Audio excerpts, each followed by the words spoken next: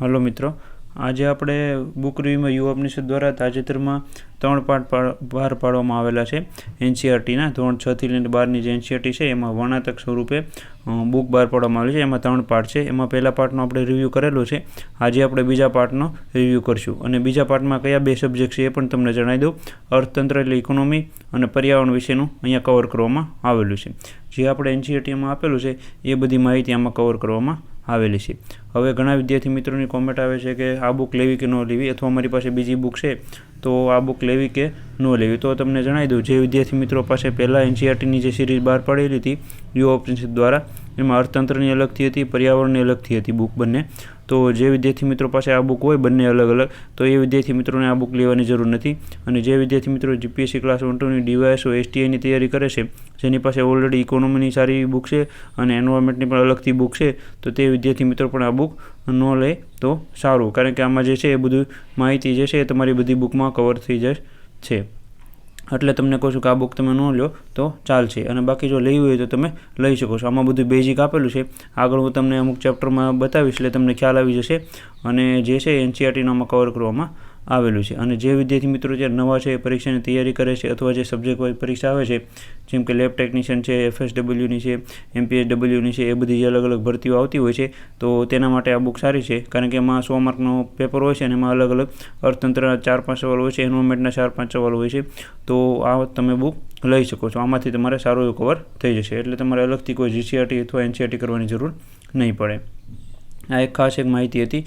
બીજું કંઈ માહિતી હોય તો નીચે કોમેન્ટમાં જણાવજો. તેનો પણ આગલા વિડીયોમાં તમને જવાબ દેવાની પૂરેપૂરી કોશિશ કરી. અહીંયા પહેલાં સૌપ્રથમ તમને ઇન્ડેક્સ બતાવો એટલે તમને ખ્યાલ આવી જશે કે બંને સબ્જેક્ટમાં કયા કયા ટોપિક આપેલા છે. એટલે તમને એ પણ ખ્યાલ આવશે કે જે છે તમારી પાસે બુક, એ બુક અને આ બુકમાં શું ડિફરન્સ છે.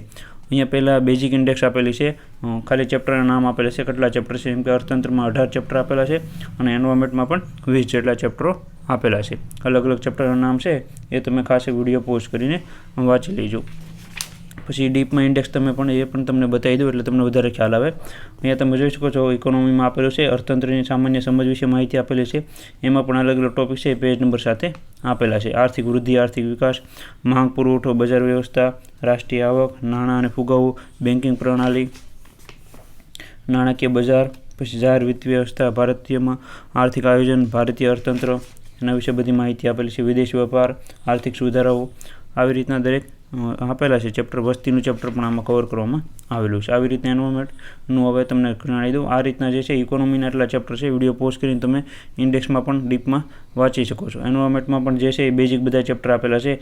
પર્યાવરણ વિશે માહિતી આપેલી છે, બેઝિક પારિસ્થિતિક તંત્ર વિશે, ઇકોસિસ્ટમ વિશે માહિતી આપેલી છે. પછી નિવસન તંત્ર અને તેના કાર્યો આપેલા છે. જૈવ રાસાયણિક ચક્રો આપેલા છે, અલગ અલગ જે ચક્રો છે, જે વિવિધતા આપેલી છે, પોલ્યુશન વિશે માહિતી આપેલી છે, જળવાયુ પરિવર્તન વિશે, એસિડ વર્ષા વિશે માહિતી આપેલી છે. આવી રીતે ઇન્ડેક્સ એ માટે તમને બતાવું છું કે જે વિદ્યાર્થી મિત્રોને ખ્યાલ આવે કે કયા કયા ટોપિક આમાં આપેલા છે. જંગલો વિશે માહિતી આપેલી છે. પછી સંમેલનો, કાયદાઓ, સંસ્થાઓ અને ટકાઉ વિકાસના લક્ષ્યાંકો આપેલા છે. અને થોડું ઘણું છે પર્યાવરણ ક્ષેત્રે અપાતા પુરસ્કારો અને વ્યક્તિઓ જે છે એન્વાયરમેન્ટને લગતા થયેલા તે બધી માહિતી અહીંયા આપેલી છે. બંને ટોપિકમાં જે છે આપણે અર્થતંત્ર અને એન્વાયરમેન્ટ બંનેને તમને 3-4 ચેપ્ટર બતાવું, જેથી કરીને તમને વધારે ખ્યાલ આવે આ બુકમાં કેટલી માહિતી કયા કયા ચેપ્ટરમાં આપેલી છે. અને વિડીયો ગમે તો ખાસ કરીને લાઇક કરી આપવા વિનંતી. અહીંયા ઇકોનોમી પહેલું ચેપ્ટર જે છે અર્થતંત્રની સામાન્ય સમજ આપેલી છે. તો એમાં જે છે અહીંયા લખેલું છે એનસીઆરટીમાંથી કયા કયા ટોપિક છે, અને કાઉન્સમાં પણ લખેલું છે. અહીંયા તમે આગળ જોઈ શકો છો કે આ જે ટોપિક છે શેમાંથી લીધેલો છે, આ ટોપિક શેમાંથી લીધેલો છે, એવી રીતના અહીંયા નીચે લખેલું હોય છે. અહીંયા તમે જોઈ શકો છો એનસી કરીને લખેલું છે, એટલે એનસીઆરટીમાંથી આ ટોપિક લેવામાં આવેલું છે. અને જીસીઆરટીની કયા ધોરણમાંથી કયા ચેપ્ટરમાંથી લખેલું છે આમાં એ પણ અહીંયા લખેલું છે. અહીંયા તમે જોઈ શકો છો પહેલી જે છે બેઝિક માહિતી અર્થતંત્રની બધી આપેલી છે. આવી રીતના આ બુક બનાવવામાં આવેલી છે. એટલે તમને ખ્યાલ આવી ગયો છે કે જો તમારી પાસે જીસીઆરટીની બધી બુક હોય, એનસીઆરટીની બુક હોય તો પણ તમારે લેવાની જરૂર નથી. જો તમારી પાસે ડિટેલમાં એનસીઆરટીની બુક હોય બધી, તો તમારે પણ આ બુક લેવાની જરૂર નથી. કારણ કે એ બધી બુકમાંથી જ આ બુક બનાવવામાં આવેલી છે. અહીંયા તમે વિડીયો પોઝ કરીને ચેપ્ટર વાંચી શકો છો. આર્થિક વૃદ્ધિ અને આર્થિક વિકાસ વિશે માહિતી આપેલી છે. આર્થિક વૃદ્ધિ કોને કહેવાય, આર્થિક વિકાસ કોને કહેવાય, એના વિશે માહિતી બધી કવર કરવામાં આવેલી છે. અહીંયા આપણે બુક રિવ્યૂ એ માટે લાવતા હોઈએ છીએ જેથી કરીને વિદ્યાર્થી મિત્રોને ખ્યાલ આવે કે બુક તમારે લેવી કે ન લેવી અને કઈ બુક તમારી પાસે છે, શું કંઈ અપડેટ થયેલું છે બુકમાં, કેવા ચેપ્ટર આપેલા છે, જેથી કરીને કોઈ પણ વિદ્યાર્થી મિત્રોના પૈસા અને સમય ન બગડે. અહીંયા મેં જે માંગ પુરવઠાનો ચેપ્ટર આપેલું 3 નંબર રાષ્ટ્રીય આવક વિશે તમે જોઈ શકો છો. આમાંથી મેક્સિમમ સવાલો પરીક્ષામાં પૂછાતા હોય છે. એની પણ સારી એવી માહિતી બધી કવર કરવામાં આવેલી છે. અને આમાં જે છે ના વન લાઇનર પ્રશ્નો આપેલા છે, ના MCQ પ્રશ્નો આપેલા છે. બધી થિયરી વાઇઝ ટોપિક બધા અહીંયા કવર કરવામાં આવેલા છે. આવી રીતના જે છે આ બુક હતી. હવે એનવાયરમેન્ટના પણ તમને અમુક ચેપ્ટર બતાવું જેથી કરીને તમને ખ્યાલ આવે. અહીંયા તમે જોઈ શકો છો એનવાયરમેન્ટના પણ સારું એવું ટોપિક છે. અહીંયા બેઝિક બધા માહિતી જે છે ઇન્ડેક્સ પ્રમાણે અહીંયા આપેલા છે. પછી પેલું જે છે એનવાયરમેન્ટ એના વિશે માહિતી આપેલી છે. અને વિડીયો પોઝ કરીને તમે ચેપ્ટર વાંચી શકો છો જેથી કરીને તમને વધારે ખ્યાલ આવે. આવી રીતના પહેલા ચેપ્ટર વિશે માહિતી આપેલી છે. પછી ઇકોલોજી વિશે માહિતી આપેલી છે, પારિસ્થિતિક તંત્ર વિશે એ પણ તમે જોઈ શકો છો.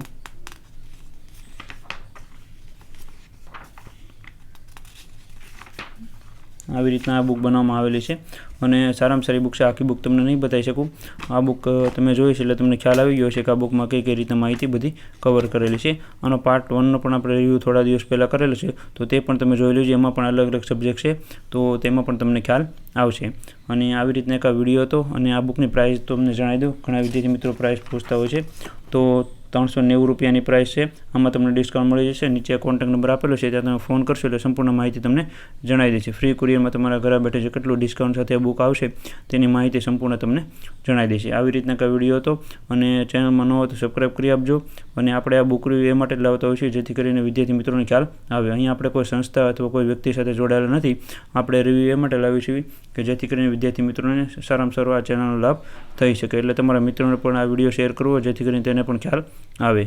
Thank you.